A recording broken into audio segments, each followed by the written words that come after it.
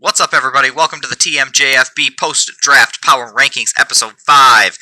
Again, if you're one of our subs and you want a live look into our league, this is it. I'm ranking the fourth and the third best team. Stick around. If not, that's cool. We'll get back to the normal stuff later. If you're part of the league, these are the guys I think are going to make the playoffs.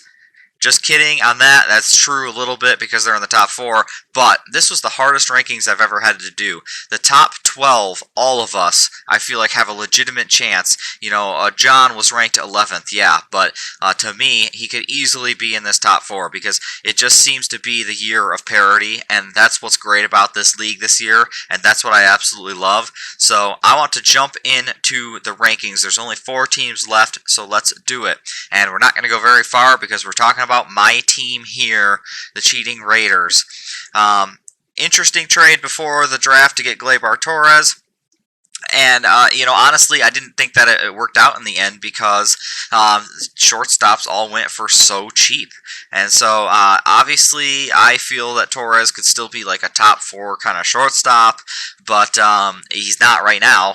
Right, and so like Carlos Correa went for $4. So which one would you rather have? I don't know. The thing that I like about the Raiders this year and why they're so high is because they seem to have depth throughout as opposed to being strong and maybe weak in one spot. I tend to rank teams that are stronger throughout higher than those who are kind of weaker in one spot. Like I think of Springfield, is higher in the hitting, but much lower in the pitching, and that could still obviously work out, but this team seems to have a more throughout kind of feel to them all the way through their AAA. The biggest concern I have for the team is probably Josh Bell. It's one of these things where I think that he is going to bounce back in a big way, but there's no DH anymore. Zimmerman's there. If he struggles, how long are they going to keep him there? And there's not really a backup solution for that. Dalbec is here, but what are the odds that he becomes a startable fantasy option? I really don't know. I think that this is more of a flyer pick than anything. So the plan for all of you guys is that Semien will get second base, play second base. Torres comes in and plays shortstop, and Fletcher just fills in for the 10 games until he has eligibility. So that's kind of the idea here, and that's why you see Fletcher, and that's why if you're playing me in week 1, you'll see Fletcher again. So going throughout, though, like this right here is what I really, really like, and let me highlight Chapman here, and I'll even highlight Torres, is this hitting right here seems comparable to most of the higher in the league. Maybe not the top guys, like the very cream of the crop offenses, but it's going to be somewhere in the 4 to 6 middle high kind of range for me. I really like that, and the same can really be said about the pitching.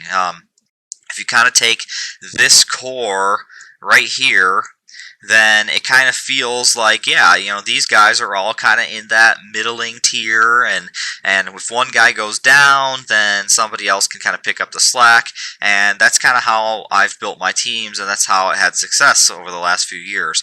But what really comes into play too, and that doesn't count really David Price and these guys, who knows what you're going to get out of this group here, but they're serviceable players who, have had success in the league, and so they're kind of vets that maybe they step up and step in. What I really like, though, is actually down here is it feels kind of like what Corbin Burnes did the prior year. He broke out last year and really elevated the pitching rotation of the Raiders. I feel like Dylan Cease or Canning or both really have massive breakout potential. It might not happen. They might not be Burnes, but it's possible that they both are Burnes and could come out in a big way. What I like too is, when we made the rule that we're going to increase the AAA, we knew that kind of like Weast would have a bit of an advantage, and I had mentioned it at the draft too that my team would probably have an advantage coming out of that decision. People didn't really seem to mind, which is good for me, obviously, because I think that my AAA seems like it's a little bit better than most others. Not that that should play a huge role, but when guys start going down, people are going to go down. They're going to get hurt. My bench should be able to fill in and not do too much damage, whereas we talked about Orion World. Orion, if a couple of these guys go down, the season's basically over. Because you're talking about bringing in a guy who is 40 years old or a guy who's not even on a team right now. So that's kind of where I'm getting at with the AAA. I feel like is an advantage. This was a flyer, but whatever. So overall, I think that the Raiders, they have like a team that's going to survive the season. You know, it would take probably 3, 4, 5 injuries before it really starts to take its major toll. Obviously, one injury can take its toll, but Simeon goes down, you get Fletcher in there. Fletcher also goes down.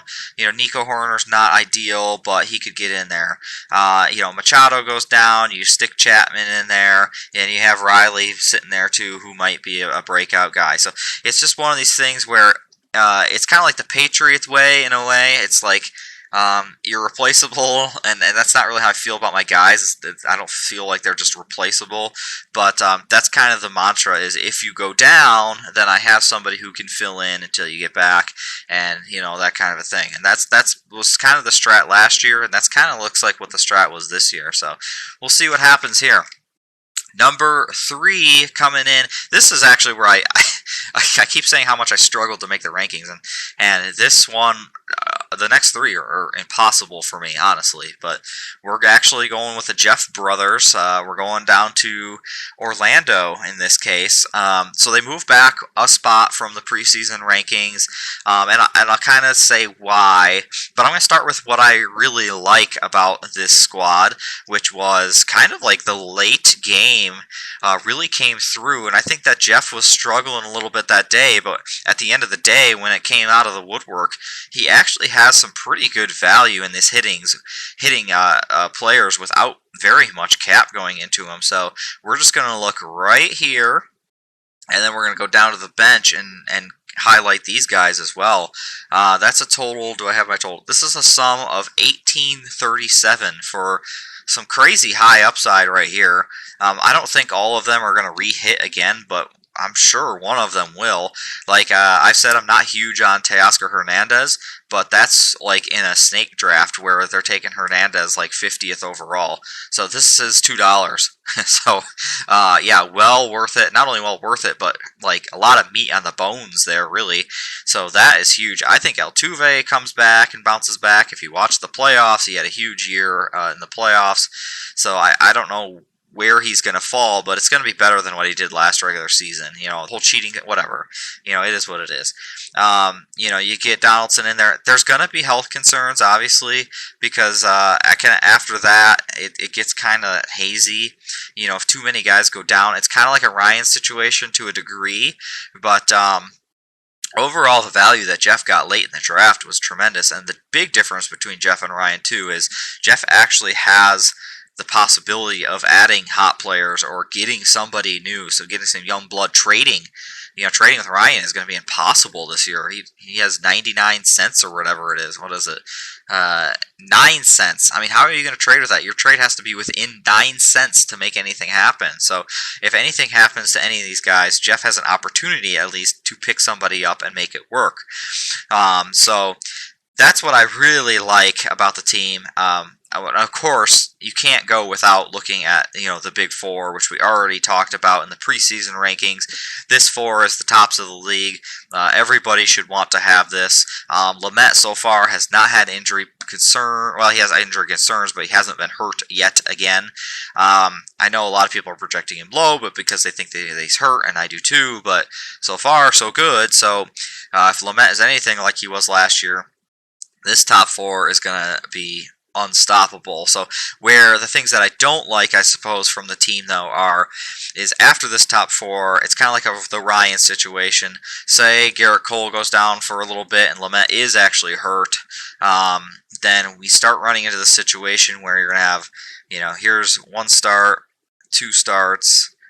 This guy's actually also hurt right now, but I think that Kim will be okay based on what I've read. So we'll say 3 starts. After that, you're going 4, 5, 6, and then you're coming down here somewhere, you know. So, and this is not really the greatest situation if injuries do occur. Of course, like I said, there's cap. There's guys that are on the waiver wire right now that can be picked up and they'd be serviceable.